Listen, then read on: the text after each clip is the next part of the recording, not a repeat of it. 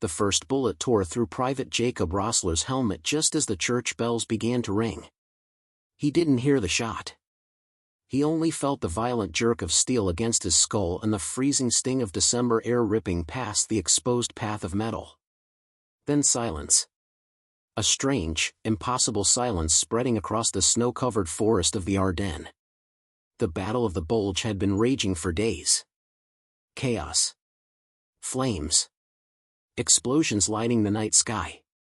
Screams swallowed by artillery thunder.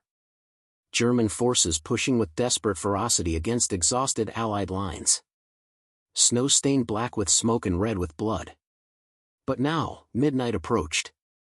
And through the drifting ash flakes, Jacob heard something impossible. Church bells. Distant. Muted. A faint echo from some half-destroyed village whose civilians fled weeks earlier. But unmistakably real. A soft, rhythmic call tolling in defiance of the war swallowing Europe. Jacob's breath hitched. Christmas Eve. He lowered his rifle without realizing it. Snowflakes blurred his vision. He blinked once, twice, trying to verify that he was still alive. His shaking gloved hand touched the torn edge of his helmet. A shallow dent. Lucky. Terrifyingly lucky. A voice hissed behind him. Rossler. Get down.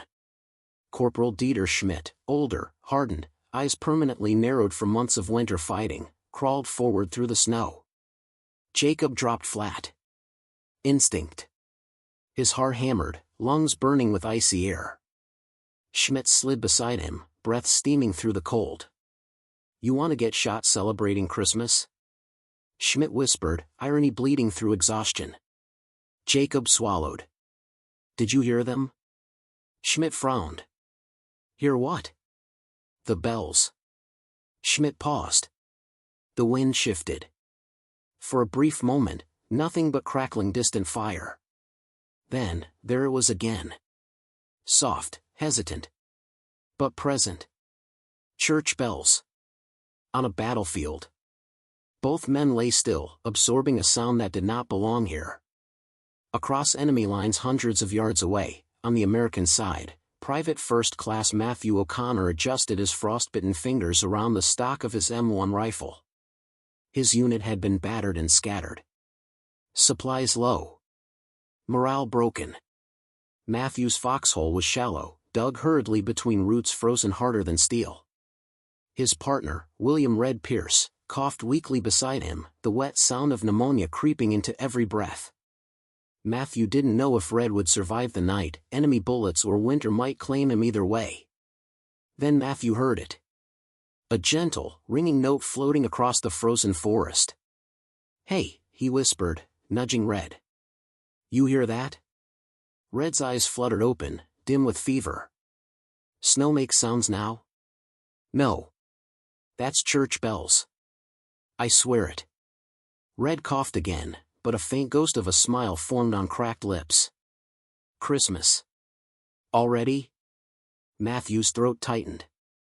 Memories of warm fires, his mother's hymns, and his sister hanging the last ornament on the tree swelled behind his eyes. He couldn't remember the last time he felt warmth. Guess the Germans didn't blow up every church, Red muttered. Matthew peered across enemy lines. Darkness. Smoke. The occasional flicker of embers from destroyed supply carts.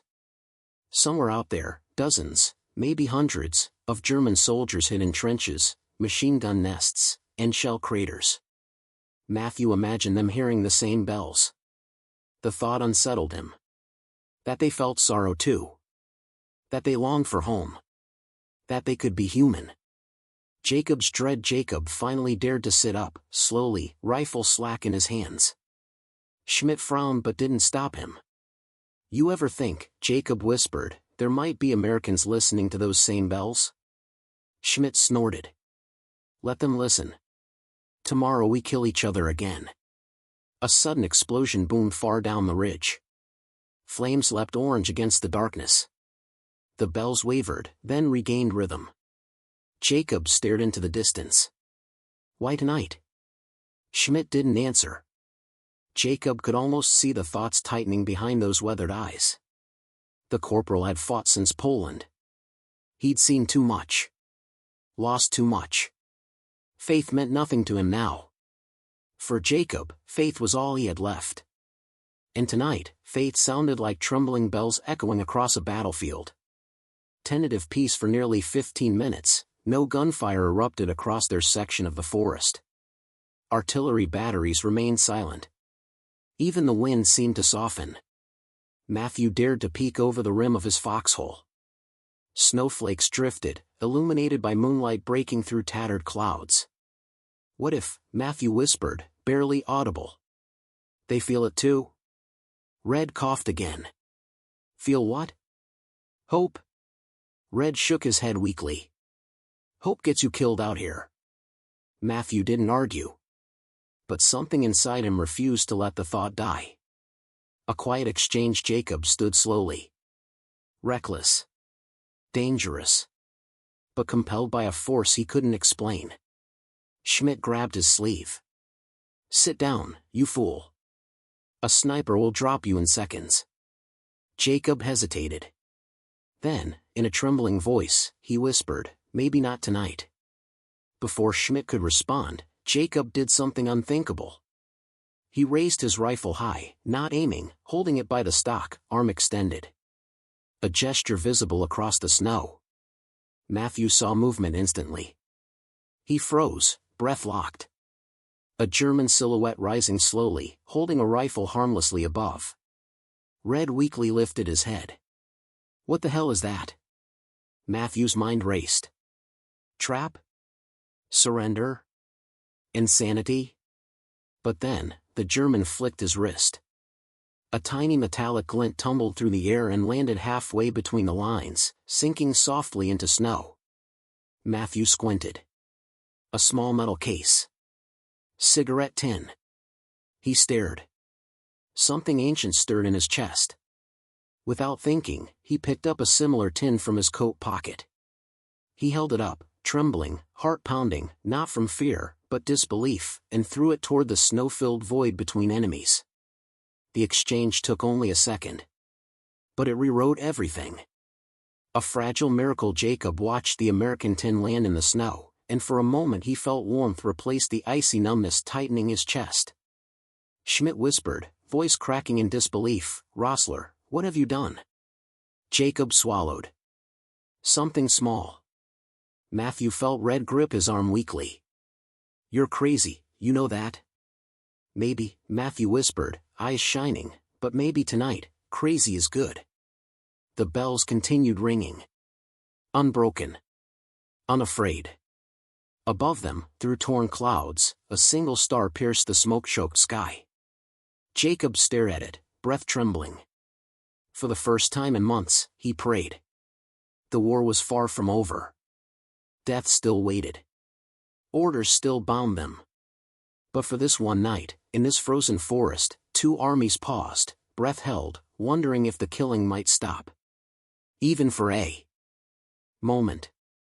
And as midnight struck, Jacob and Matthew listened to the same bells, saw the same star, and thought the same impossible thought. What if peace could begin here? Snow whispered through the trees like falling ash, settling across the no-man's strip between German and American lines.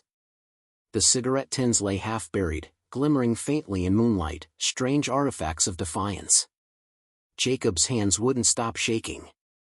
Schmidt watched him with the expression of a man trying to understand something terrifying.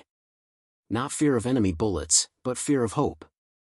"Rossler," Schmidt murmured, "throw another tin and I'll shoot you myself." Jacob turned, shocked.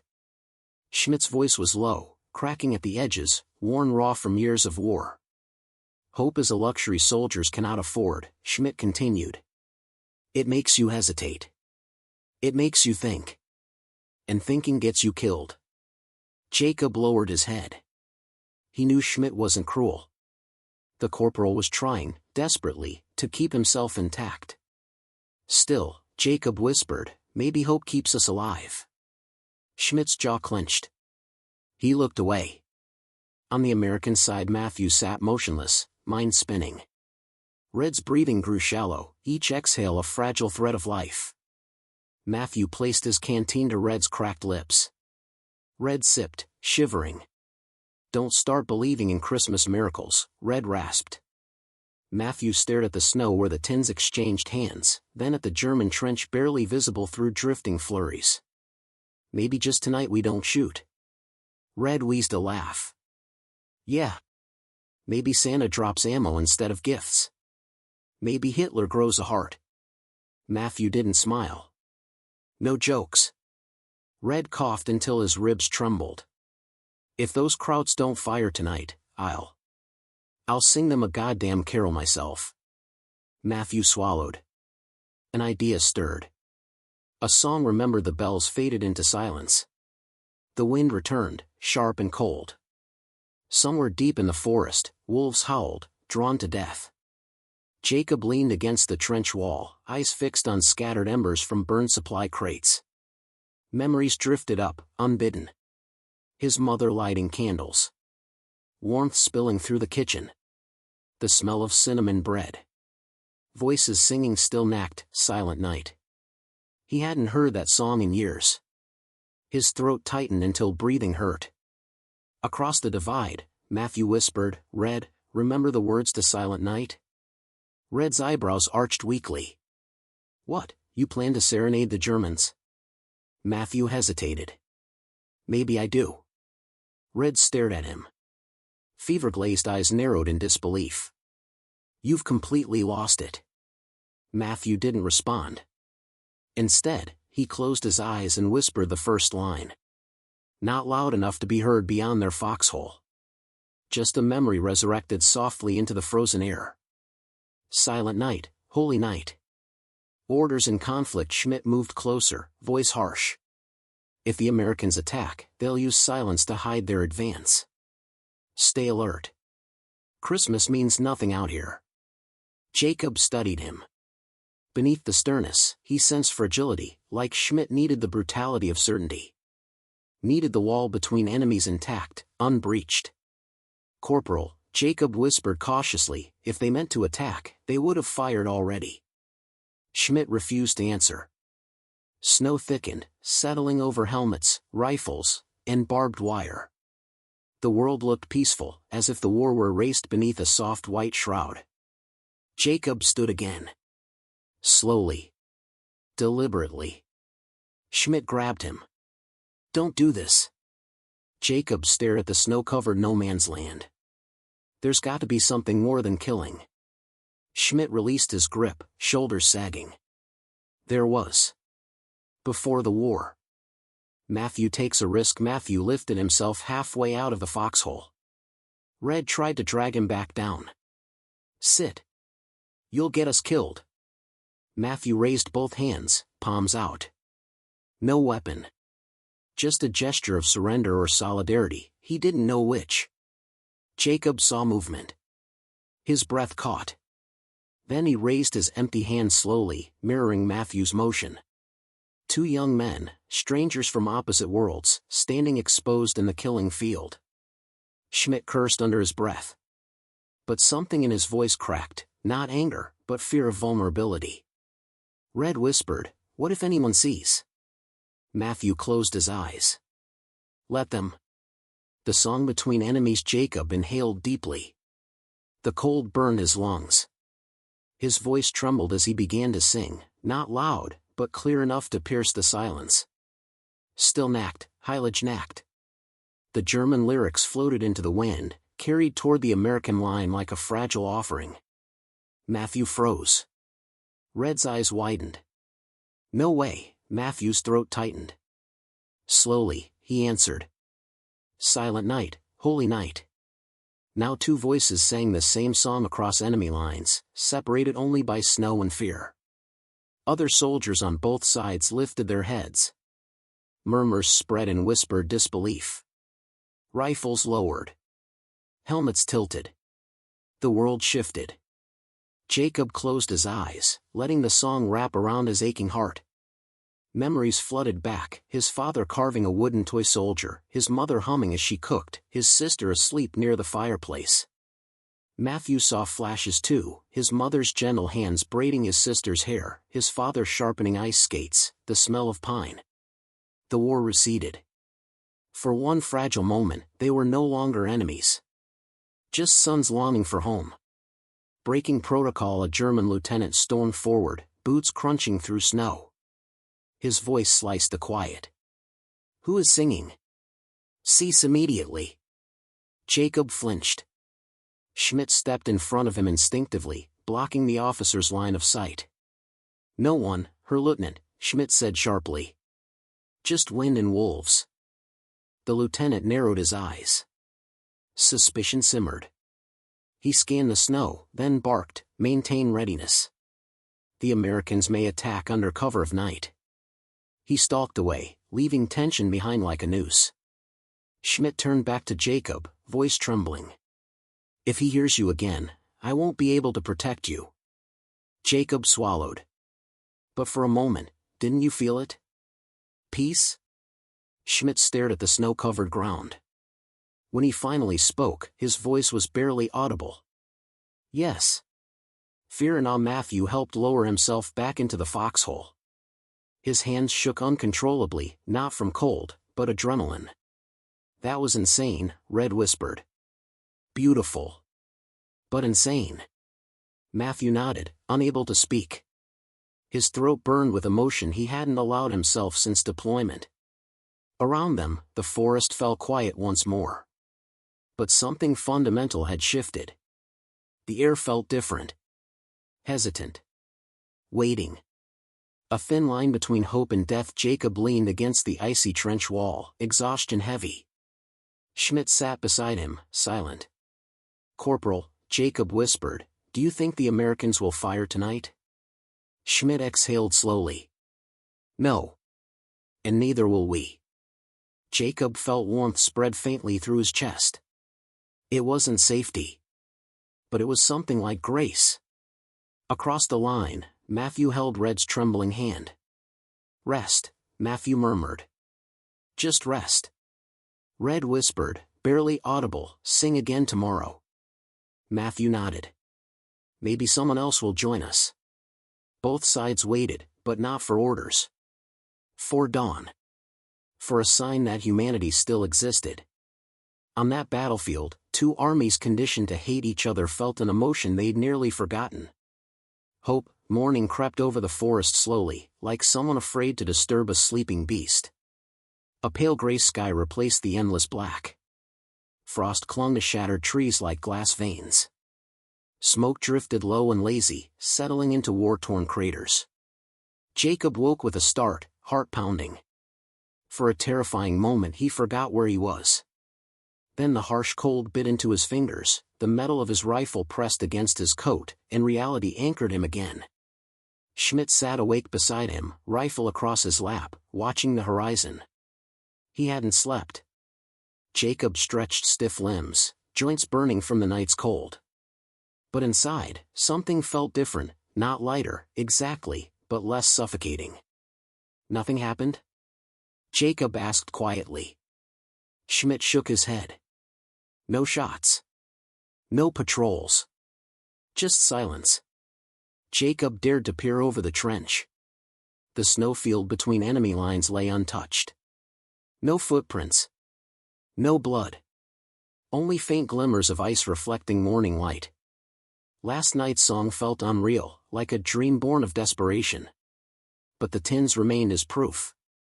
Two small metal boxes resting midway between armies, ridiculous symbols of peace in a world tearing itself apart. Jacob whispered, "Do you think they'll come for them?" Schmidt stared long at the tins, then sighed. "Someone always breaks silence first. Question is, who, and with what intention?" Across the divide Matthew blinked awake, neck stiff. For a moment he thought he heard birdsong, but it was only the wind whistling through broken branches. He checked Red's breathing, shallow, ragged, but steady. Matthew whispered, "Still with me?" Red's eyes flickered open. "Barely." Matthew leaned closer. "No shots last night." Red coughed weakly. "Miracles. Maybe today they'll share coffee instead of bullets."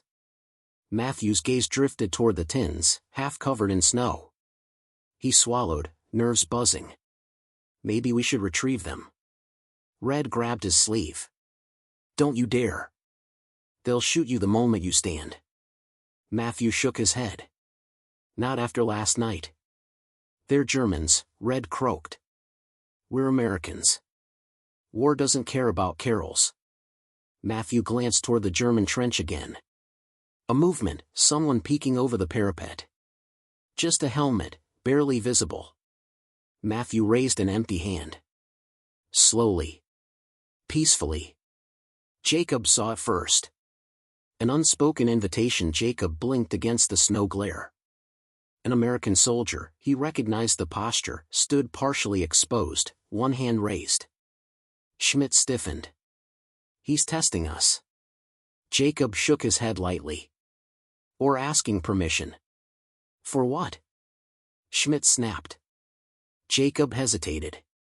To retrieve the tins. Schmidt cursed, but didn't raise his rifle. His fingers twitched near the trigger guard, reflex, not intent. Jacob inhaled deeply, then lifted his hand in response. Slowly. Controlled. A signal. Matthew felt adrenaline flood his veins. Red whispered urgently, Matt, stop. Please. Don't be stupid. Matthew exhaled a long plume of vapor. We can't win the war from this foxhole. But maybe we can win something else. He climbed out. Red reached desperately but missed, fingers scraping frozen dirt. Matthew stepped into the snow, hands raised, rifle slung harmlessly across his back. Each footstep cracked the icy crust. His breath came in visible bursts. Jacob watched with awe and dread. Schmidt whispered, voice trembling with suppressed fury, if he crosses halfway, every officer here will open fire. Jacob knew he spoke truth. Yet he also sensed something spreading along the trench, soldiers watching, uncertain, waiting. Matthew stopped at the tins. Slowly, reverently, he knelt and brushed snow from the metal.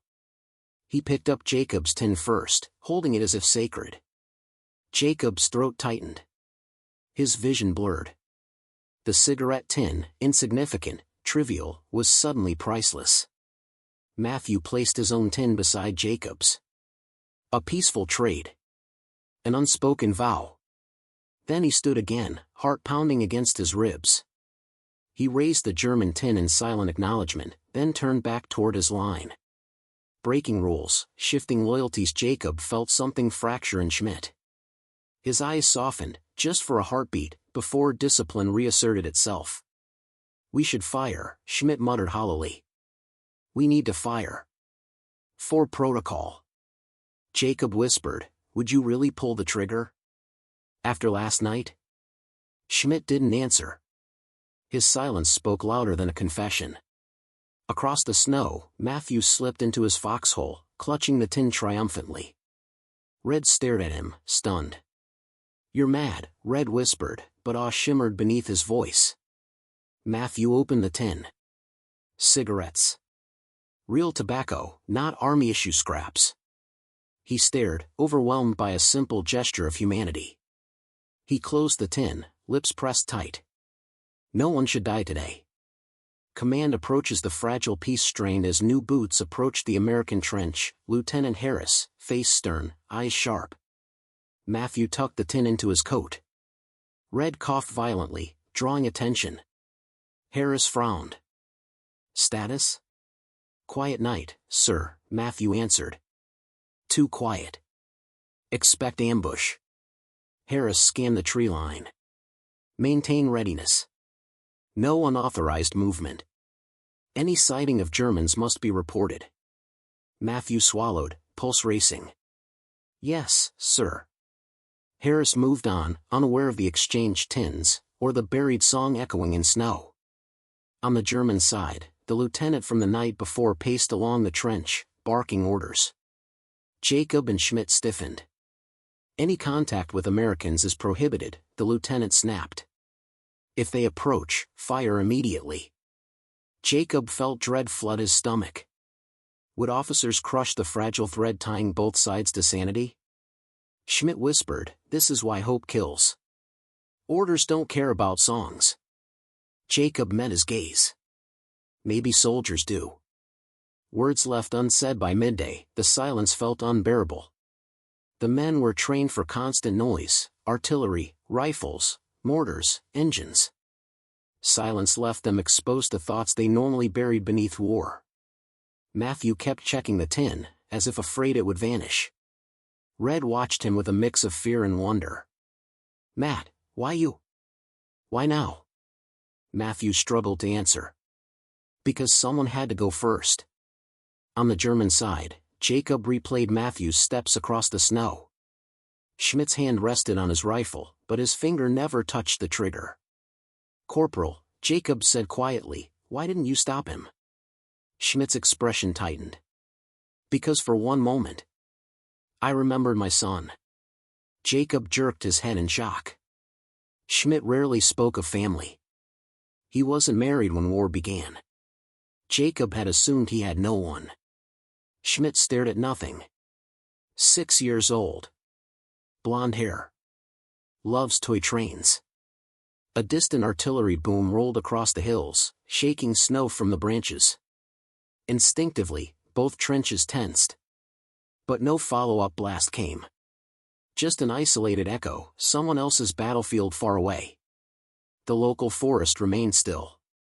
A decision forms. Matthew inhaled deeply, resolve crystallizing. "Tonight," he whispered to Red, "we go farther." Red stared at him. "Where?" "Toward them." Red looked terrified. "Matt, this isn't a truce. There are rules. There are consequences." Matthew clenched a fist around the tin in his pocket. "There are moments that change everything. We might only get one." Jacob knelt in his trench, staring at Matthew's silhouette across the snow. He felt an unnatural certainty form inside him. Tonight, he would approach the American line. Schmidt grabbed his shoulder. "Don't. You'll die before taking 3 steps." Jacob met his eyes. "Not if they walk too." The forest loomed around them, silent and waiting. The war watched quietly, considering whether to allow this fragile thread of humanity, or snap it mercilessly. Both men felt the same truth: tonight, something would break. Peace, or war. Faith, or fear. Only the darkness would decide. Night returned like a curtain falling abruptly, swallowing the forest in darkness. The sky disappeared behind heavy storm clouds. The church bells remained silent. No star pierced the gloom. Jacob stood at the lip of the trench, heart hammering, staring at the snowfield that separated life from death. Schmidt's warning echoed inside him, but something stronger pulled him forward. He couldn't explain it logically. War had carved logic out of him. Only instinct remained, instinct that whispered a dangerous truth: if they didn't seize this fragile peace now, morning gunfire would erase it forever.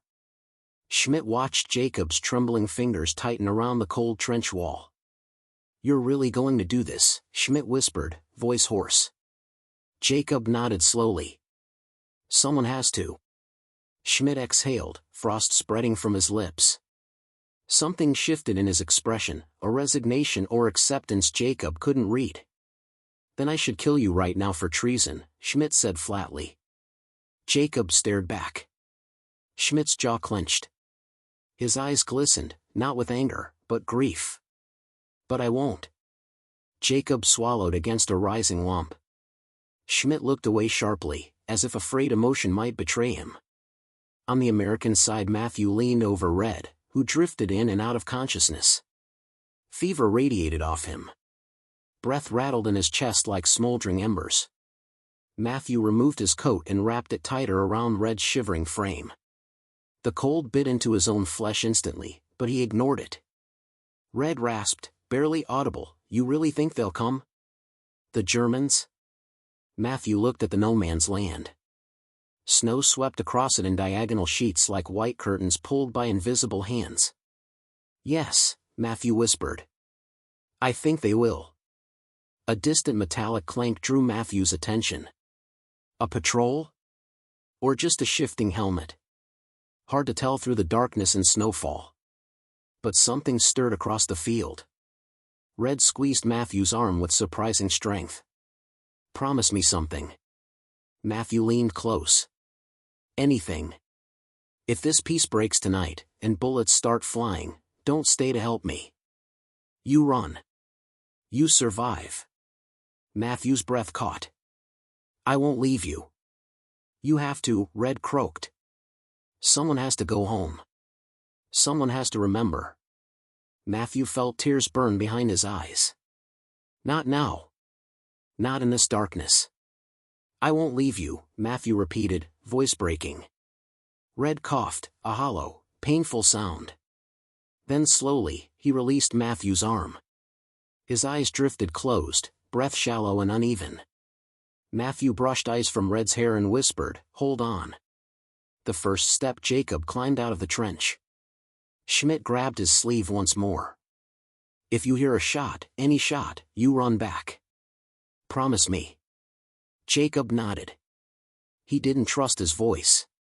He lifted his hands slowly, palms open. The storm wind cut across his face, sharp as razor blades. Snow crunched beneath his boots, a sound amplified in the tense silence. Every German soldier froze. One shouted hoarsely, "Rossler! Halt!" Another cursed under his breath. But no shot rang out. Jacob walked into the white expanse. A whisper of hope. Matthew sensed movement and rose instantly, rifle forgotten against the trench wall. He squinted through the curtain of snow. A silhouette. A German. Walking. Toward them. Matthew felt his pulse explode against his ribs. He whispered to himself, "It's happening." Red's voice croaked weakly, "You'd better be right about this, Matt." Matthew lifted himself out of the foxhole, mimicking Jacob's open palms. Snow hissed beneath his boots. He stepped into no man's land. Two men, one miracle. Jacob stopped several yards from the midpoint. Matthew continued until they stood close enough to see each other's faces, young, exhausted, terrified, fragile. Neither spoke at first. They simply stared. Jacob felt his heart quivering like a trapped bird. The soldier before him was barely older than he was. Frost clung to his eyelashes. His breath came in sharp clouds. Matthew swallowed hard. "Matthew," he whispered. Jacob hesitated, then pointed to himself. "Jacob." The syllables felt strange in his mouth, like saying his own name made him human again. Wind roared suddenly, pelting them with thick flakes. Jacob shivered uncontrollably. Matthew instinctively stepped forward to steady him, then froze, remembering protocol. Jacob stiffened too. They both laughed, nervous, breathless, incredulous. Enemies weren't supposed to laugh together. The unthinkable gesture. Matthew reached into his coat pocket, removing the German tin. He held it out. Jacob stared at the offered tin, throat tightening painfully. He accepted it with trembling hands. Then Jacob opened his own coat and removed a small cloth bundle. Inside were 3 thin ration biscuits, wrapped carefully to protect from damp. He held them out. Matthew blinked. Food was more valuable than ammunition out here. Giving it away was madness. He hesitated, but Jacob shook the bundle persistently, insisting. Matthew accepted. Jacob whispered, "For Frieden." Matthew exhaled. "For peace." The moment stretched, dangerously beautiful. Behind them, dozens of unseen rifles remained pointed. Fingers twitched on triggers. But no shot pierced the night. The call to subscribe, mid-story, unobtrusive, the silence felt like the world was holding its breath. And if you're right here in this moment with us, caught between fear and hope, make sure to hit subscribe. More of this story waits just ahead. Matthew lowered his gaze. Jacob followed it. A fresh line of footprints trailed behind each of them, merging into a single pathway across enemy lines. The implications hit both men like artillery. If an officer discovered this, if a sniper saw, if a soldier panicked, death could erupt in seconds. Matthew whispered urgently, "We can't stay long. They'll notice." Jacob nodded. His breath shook. "I know." But neither moved. Something inside both soldiers refused to walk away from this impossible moment. Not yet. Finally, Jacob forced himself to step back. Matthew mirrored him, retreating slowly, hands still raised. Their footprints remained, two fragile paths leading to the possibility of peace. Fear returns. Matthew dropped into the trench, breath ragged. Red stared wide-eyed. "Tell me I didn't dream that." Matthew shook his head slowly. On the German side, Jacob slid breathlessly into his trench. Schmidt grabbed him by the coat, eyes searching his. "You came back alive," Schmidt whispered, astonished. Jacob stared at the footprints in the snow. "We both did." Schmidt followed his gaze. The faint path glowed faintly in moonlight. He whispered, voice cracking, "God help us." Because now that peace had stepped into the open, war would come hunting for it. And dawn was still hours away. Dawn came gray and indifferent. The Eastern Front exhaled a breath so cold it froze tears before they fell. Major Reinhardt rubbed frost from his eyelashes and forced himself upright. He had not slept. None of them had. He heard the muffled scrape of boots outside his tent before Lieutenant Vogel ducked inside. "Message from HQ, sir," Vogel said, voice strained. "Urgent." Reinhardt's stomach fell. He snatched the paper, the encoded message trembling in his gloved hand. Once decrypted, the words hit like a blow. At 0900 hours resume offensive. No ceasefire authorized. Use full artillery. The Christmas truce, its fragile peace, its brief humanity, was over. Reinhardt swallowed hard. "Dismissed," he murmured, unable to meet Vogel's eyes. Outside, artillery teams began preparing. The men's faces looked ghostly in the pale morning light, hope extinguished. Across the lines, a mirror. Captain Markov of the Red Army stared at his own orders. At 0900 repel enemy and advance. No fraternization tolerated. He folded the paper slowly, hands shaking slightly. He remembered last night, enemies sharing cigarettes, laughter that cracked through the ice, men carving makeshift Christmas trees from scrap wood. Now he had to tell them to fire on those same men. He looked up toward the horizon. German shapes moved, some familiar silhouettes he'd seen illuminated by candlelight only hours earlier. "War doesn't forgive," Markov whispered. Private Kuznetsov, cradling his rifle, turned toward his captain. "Sir, are we attacking the same men we shared bread with?" Markov hesitated. "Yes." Kuznetsov lowered his eyes, jaw tightening, grief twisting his features. "I see." Back at the German line, Vogel approached Major Reinhardt again. "Sir, the men," he paused, searching for words. "They want to speak with you." Reinhardt stepped outside. The German soldiers stood in a semicircle, helmets dangling from numb hands. Corporal Weber stepped forward. "We don't want to fire on them," he said. "Not today." Murmurs rippled through the ranks, agreement, desperation, guilt. Reinhardt felt every eye on him. He cleared his throat. "I understand," he said, voice rough. "But refusal means court-martial. Execution for treason." Silence. Weber stared him down. "And firing on men we celebrated Christmas with, what does that make us?" Reinhardt's breath caught. He had no answer. 0900 approached.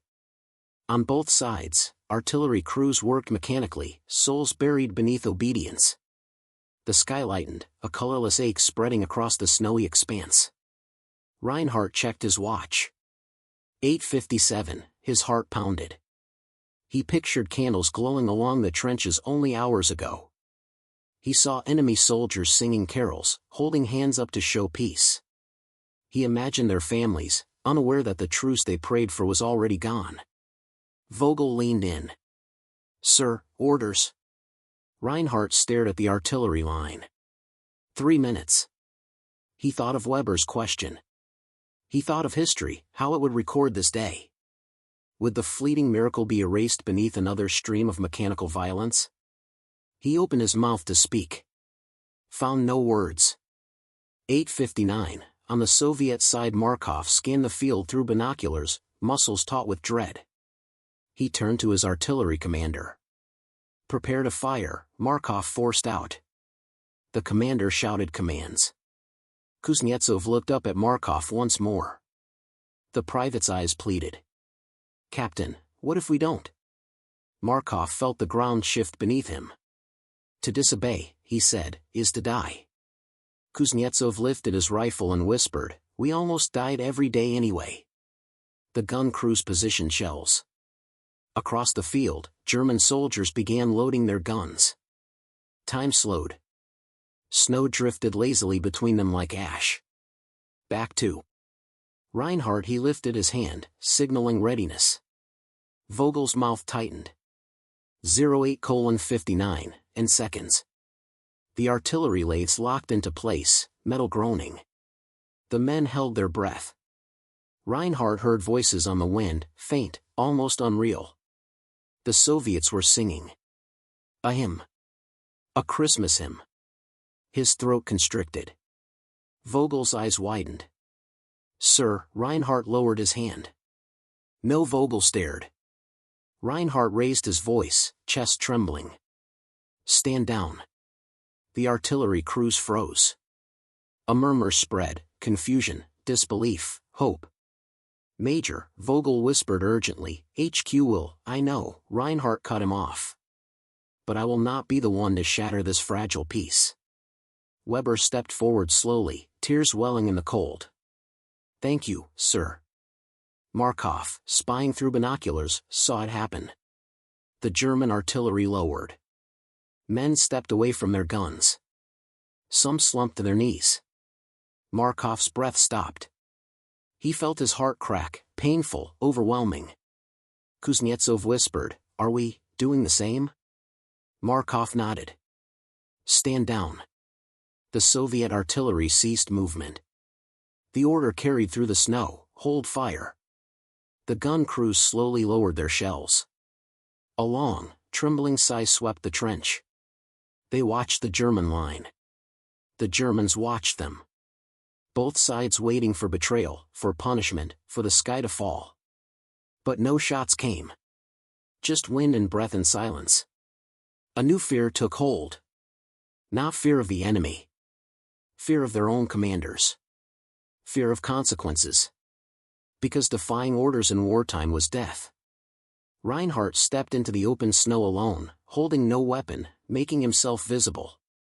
Across the field, Markov stepped up from his trench and did the same. Their eyes met. Enemy officers. United by conscience. They stood in the stillness of broken rules, expecting gunfire to erupt at any moment from behind. None came. Not yet. Reinhardt raised his voice as loud as he dared. This cannot last, he called. But for this day, we choose humanity. Markov nodded once, eyes burning. History will not remember, he replied, voice hoarse. But we will. The men in both trenches listened, breaths frozen, hearts uncertain. Then came the terrible sound. A truck engine. Approaching fast. Reinhardt snapped around. A German inspector unit. Military police. Officers known for ruthless adherence to command. Vogel paled. Sir, we're finished. Markov saw Soviet officers approaching from the rear as well. A reckoning marched toward both sides. For a moment the battlefield held its breath, not for shells, but for judgment. The soldiers looked at Reinhardt and Markov, their defiance suddenly fragile. The brief miracle melted like frost under sunlight. The question now was not whether peace would hold, but whether truth, conscience, and human decency could survive the machinery of war. The reckoning approached. And there was no turning back, engines roared like approaching thunder. Snow churned beneath heavy tires. The sound cut through the tense quiet, drawing every eye toward the rear lines. Major Reinhardt felt ice seize his spine. The inspector convoy grew larger, dark trucks, grim windshields reflecting the pale morning light. He knew these officers. Men who carried pistols not for the enemy, but for their own soldiers. Vogel swallowed hard.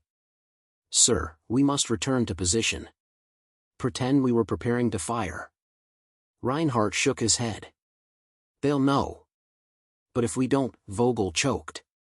Reinhardt raised a gloved hand. "Stand with your men. Whatever comes."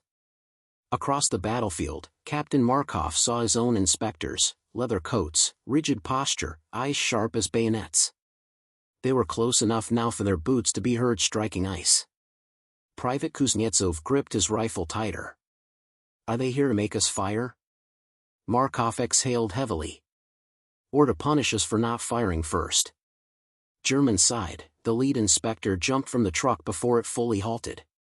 Colonel Hartmann, his reputation whispered through every barracks, approached Reinhardt with mechanical precision. "Major," Hartmann barked, "why has the offensive not commenced?" Reinhardt stood tall, masking the tremor beneath his calm. "My men were preparing weapons," he said carefully. Hartmann glanced at the artillery, silent and unmanned. "Preparing?" His stare pierced cold. "Looks more like hesitating." Reinhardt swallowed. "We observed unusual quiet from the Soviet line," he said. "We held fire to assess potential movement." Hartmann stepped closer, breath condensing between them like smoke. "You are ordered to resume attack immediately." He paused.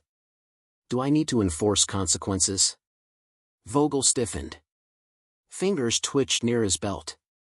Reinhardt's voice shook but held. "I request a brief delay to verify," Hartmann cut him off. "No delays." The colonel signaled two MPs forward. "Prepare to execute disciplinary protocol." Gasps rippled through the German soldiers. Weber stepped forward. "Sir, The MP slammed the butt of his rifle into Weber's gut, dropping him to his knees.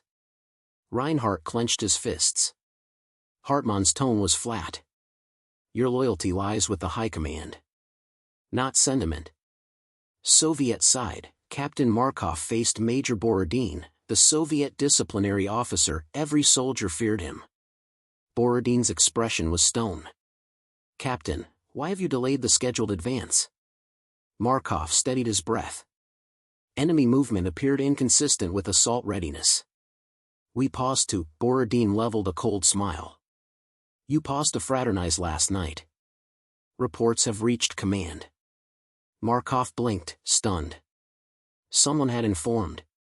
Someone among his own men. Kuznetsov stepped forward instinctively. "Major, that's not," Borodin raised a hand. Silence. "Further speech will be treated as conspiracy." Soldiers shifted nervously. Borodin gestured to the artillery line. "Prepare to resume fire. Any refusal will be met with immediate discipline." Kuznetsov locked eyes with Markov, voice trembling. "Sir, what do we do now?" Markov felt the answer coil painfully inside him. "We must protect our men." Back to the German line, Hartmann surveyed the silent artillery. "Who ordered stand down?" he demanded. Reinhardt remained silent. Hartmann approached Weber, still kneeling, snow staining his coat. "You. Did you encourage hesitation?" Weber winced, struggling to breathe. Before he could answer, Reinhardt spoke. "The decision was mine." A collective intake of breath. Hartmann's voice chilled further. "Then you will face consequences." Vogel stepped toward Reinhardt. "Sir," Reinhardt flashed him a warning glance. "Stay back." Across the field, Soviet tensions mirrored. Borodin pointed at Markov. "You jeopardized operational integrity. Report to headquarters for tribunal review." Markov squared his shoulders. "I will go. Leave the men out of this." Borodin nodded. "For now." The implication struck deeper than any bullet.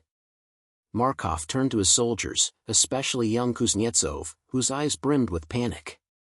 "Whatever happens," Markov said softly, "remember last night's peace. Remember it mattered." Kuznetsov shook his head fiercely. You can't go alone. We'll tell the truth. No, Markov said firmly. Truth is dangerous in war. He stepped forward voluntarily. A moment suspended between both armies. Snow fell thicker now, an erasing curtain. Reinhardt looked toward Markov across the frozen expanse. Though they could not hear each other, their parallel fate was unmistakable. Officers carried away by their own side. Accused not of treason against enemies, but of kindness toward them. German pressure intensifies. Hartmann motioned the MPs toward Reinhardt. Take him. Vogel shouted, No! In a desperate burst, Vogel grabbed Hartmann's arm. The colonel spun, pistol already drawn. A single shot split the air. Vogel crumpled into the snow, red blooming beneath him. The world froze. Reinhardt stared, blood roaring in his ears. Weber lurched forward. Sir! Hartmann aimed again. This is what disobedience brings. On the Soviet side, chaos sparks. Kuznetsov surged toward Borodin. Stop this! We followed orders every day. Borodin snapped to the MPs, detain him. As they moved, Kuznetsov's rifle swung reflexively. A struggle. A blast. A Soviet MP collapsed, lifeless. Silent horror spread. Borodin's voice boomed. All men restrain Kuznetsov. He is traitor. Markov stepped between them. Stop. He reacted out of fear. Borodin raised his pistol. But Markov moved first, grabbing Borodin's wrist. A gunshot fired wild into the sky. Shouts erupted. Men surged. The fragile line between defiance and survival snapped. The battlefield trembled toward catastrophe. Both armies erupted in confusion, not against each other, but within their own ranks. MPs wrestling soldiers. Officers shouting contradictory orders. Reinhardt knelt beside Vogel's fallen body, hands shaking violently. His friend's eyes stared blankly at the sky. He whispered, Forgive me. Weber yelled, Major, what now? Reinhardt looked around, the men, the weapons, the enemy soldiers watching from across the snow. He made his choice. We run. Gasps. Confusion. Leave the guns. Leave everything. He met their eyes, pain etched deep. If they punish mercy, then mercy becomes rebellion. Markov reached his own breaking point. Pinned beneath chaos, he roared to his soldiers, Stand down. Drop weapons. Some obeyed. Some hesitated. Kuznetsov shouted, We can flee through the woods. Markov hesitated, desertion was death. Yet staying meant executions, orders to kill last night's friends. Borodin aimed at Markov again. Decision landed like lightning. Markov yelled, Into the forest. Move! He grabbed Kuznetsov and ran. Across the battlefield 2 groups fled. German soldiers scrambled from their trenches, abandoning guns. Soviet deserters bolted into the snowy treeline. Reinhardt, clutching his rifle but not raising it, sprinted after his men. Markov and Kuznetsov vanished into drifts, breath-burning lungs. An unsanctioned retreat. Not coordinated. Not planned. Driven only by conscience. Bullet fire began behind them, MPs opening pursuit. Both armies chased their own deserters. Not enemies chasing each other. But regimes chasing mercy. For the first time, German and Soviet soldiers fled toward the same woods. Unaware. Unarmed for battle. And about to meet again, not across no man's land. But side by side in the cold wilderness. Running for lives that mercy had endangered. The war would follow. But for a moment, flight united them more than truce ever had. Branches whipped the fleeing soldiers. Snow swallowed their footprints as they plunged deeper into the forest, lungs searing. The gunfire behind them faded but did not vanish. Major Reinhardt pushed through pine boughs, Weber at his side. Vogel's death burned within him like a coal that would never cool. Major, how far do we run? Weber gasped. As far as conscience allows, Reinhardt replied. Exhaustion weighed like frost. The forest grew darker, thicker, quieter. Captain Markov stumbled through drifts, nearly collapsing, but Kuznetsov pulled him upright. Captain, we must rest. No, Markov rasped. If we stop, we die. The crack of distant rifles echoed, then faded. Their former comrades were still searching. Markov leaned on a tree, chest heaving. This forest is vast, Kuznetsov whispered. Maybe they won't find us. Markov didn't answer. He looked upward at the gray sky pressing low. Snowflakes drifted gently downward, slow, lazy, uncaring. War demanded obedience. But the snow obeyed nothing. Paths converged. Reinhardt and Weber broke into a clearing. A crude hunter's cabin sagged beneath the weight of snow. Smoke stained the roof, a recent fire. They froze, weapons raised. A rustle sounded from behind the cabin. Markov emerged, rifle lowered, breath fogging in ragged bursts. Kuznetsov followed, eyes wide. Both sides halted. Silence crushed the clearing. 4 men. 2 uniforms. Once enemies. Now fugitives from their own armies. Weber tightened his grip. Reinhardt whispered, "Hold." Markov raised both hands slowly. "No weapons," he said. "No tricks." Reinhardt nodded, lowering his rifle. Kuznetsov exhaled nervously. "What now?"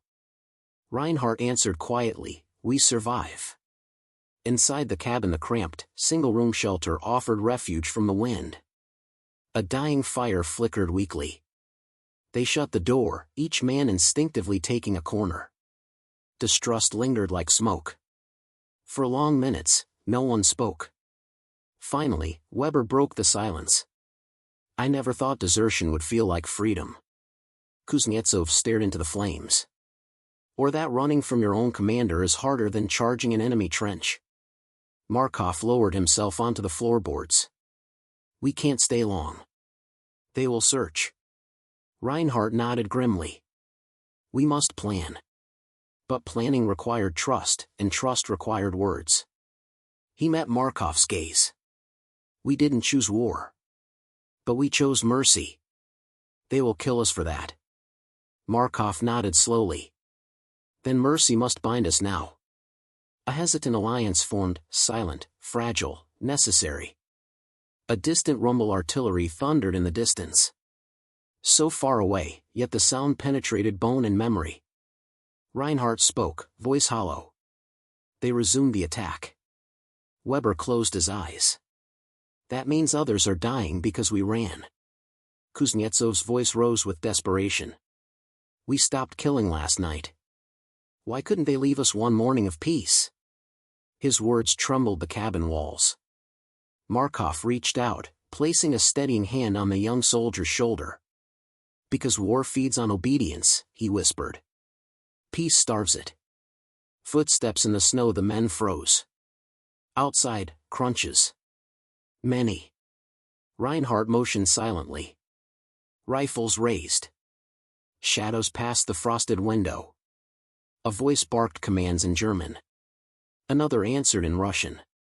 2 search parties, meeting here, following converging tracks. Reinhardt's pulse thundered. "They track us together," he whispered. Markov's eyes widened. Enemy soldiers cooperating to hunt deserters. The irony cut like wire.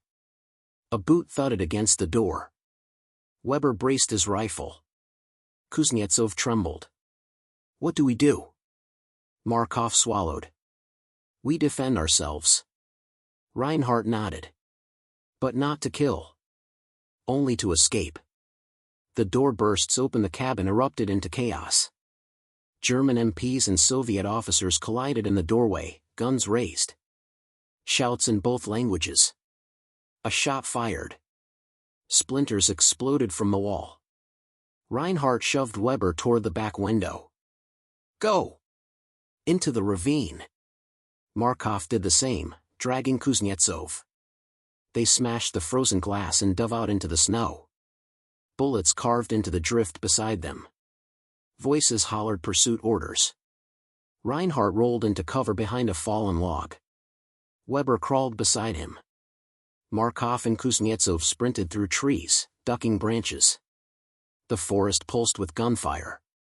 Not at each other, at men who refused to kill. A desperate climb, they reached a steep ravine, frozen river gleaming at its base. Kuznetsov stumbled, nearly falling. Weber caught him. Markov stared at the drop. "If we slip, we don't have a choice," Reinhardt said. They scrambled down, snow giving way beneath them. Trees blurred past. Bullets hissed overhead. Halfway down, Kuznetsov lost footing. He slid violently, striking rocks. Markov lunged to grab him, slipped as well. Reinhardt and Weber scrambled downward, boots losing traction, sliding in chaotic zigzags. They landed hard at the bottom. Gasping. Bruised. Alive. Gunfire echoed above but grew distant. They were harder to track now. Markov crawled to Kuznetsov, lifting his head. Blood streaked the boy's temple. "I'm okay," Kuznetsov whispered weakly. Relief washed over them. Reinhardt peered upward. Footsteps faded. Orders grew faint. The pursuit was breaking off. Hours passed, they moved deeper into wilderness. The war's roar dulled to a distant hum. Night fell like thick cloth. Temperatures plummeted. They collapsed beneath snow-laden branches, huddled around a feeble fire Reinhardt struggled to spark. Silence held them like frost. Finally Markov spoke. "Perhaps one day history will speak of last night, the truce, the songs." Reinhardt stared into flames. "And perhaps no one will believe it." Weber whispered bitterly, "Because miracles don't belong to war." Kuznetsov shook his head. "No. Because men destroy the proof." Reinhardt looked at the boy, eyes softened. "We carry the proof. As long as we live. What future awaits deserters?" They all knew the truth. No home awaited them. No army. No family they could return to safely. Desertion was treason everywhere. Markov spoke the unspoken, "We may be hunted forever." Reinhardt nodded slowly. "Then we find a way west.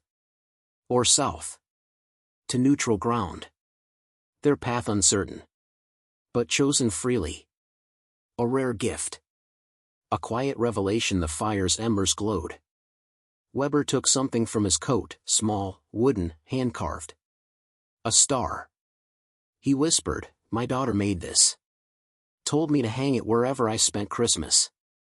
He held it toward the firelight. "It hung in the trench last night." Emotion rippled through the men. Markov reached into his pocket and produced a wrinkled photo, his wife holding a newborn. Kuznetsov produced a scrap of bread from last night's truce. Reinhardt drew a tiny, battered hymn book. Small remnants of fragile humanity. Relics of a night that defied history.